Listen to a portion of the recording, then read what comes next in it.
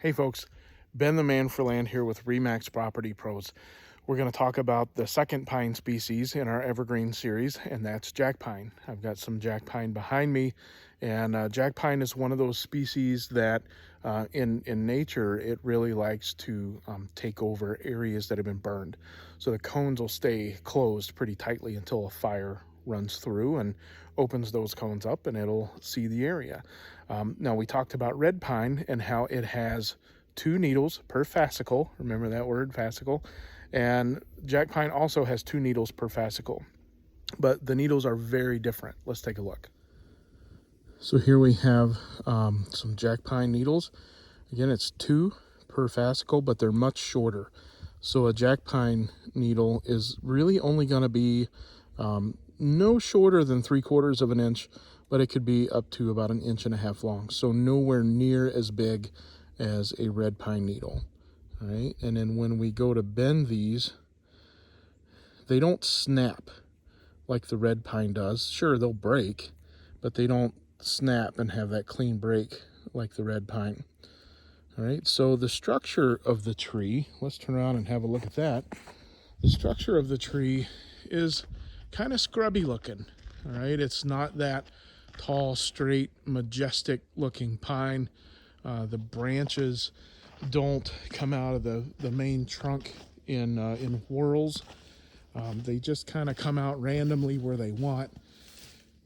And overall, it's just kind of a really scrubby looking tree. As a matter of fact, scrub pine is one of the common names of jack pine. So you might hear some local folks just refer to it as scrub pine. If we look up close to the bark, it's a darker gray. It is flaky, but the flakes and the bark plates are smaller than red pine. It's not as big and blocky as a red pine. So there you have it. There is jack pine based on bark and needles, and hope you're enjoying. We're going to go to white pine next. So trudging through the woods, I found a red pine and jack pine that are growing right side by side. So it's a great opportunity to do a bark comparison. So let's take a look.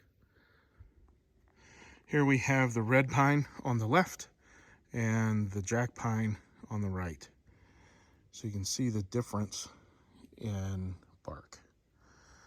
So the bark platelets on the red pine are bigger, but they're thinner, flakier.